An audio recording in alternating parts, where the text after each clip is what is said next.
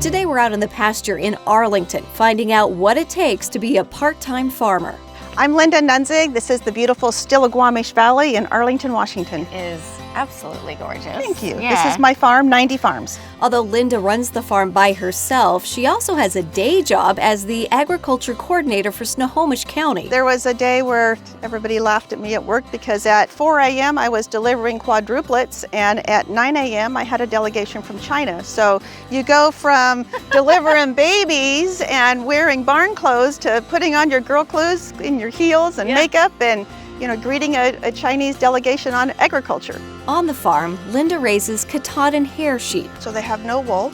They'll get wool in the wintertime and they'll shed it off completely in the summertime by themselves. And what that does is it affects the meat quality. Really? So when you eat the meat, it's not greasy. You don't smell it when you cook it. It's just a very mild, delicious lamb. Yeah. We have a lot of people come, oh, I don't like lamb. I don't eat lamb. I say, well, here, take this home and try it.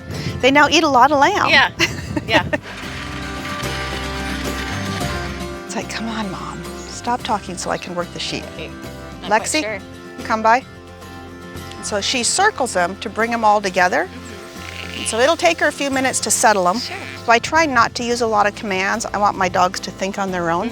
But a lot of it is letting her natural instincts work on their own. They know that they're supposed to work for the dog, but they're not afraid of the dog. Hi, girls. Hi. Although this may look like the perfect setting during our visit today, Linda has to deal with floods every spring. So this whole valley, everything you see goes underwater. And it's an incredibly flashy river, so you don't get but a few hours notice. And so because we love our animals, because we are very careful with how we raise them, if we bring them into this world, we have a responsibility to take good care of them. And so every single animal on the farm gets evacuated out if we think we're going to flood. They're happy lambs. Thank you. Ya. That's our goal as a farmer. If we can raise happy animals, then we're doing it right. Be tasty animals, right? Happy animals are tasty animals. Why did you choose to raise sheep? I like them. Yeah. Farming is really hard work. And if you don't really love what you're doing, you're not going to do it well. If you have a passion for it, and if you really love doing it, then you're going to put that extra effort into it. My day job is a fabulous job.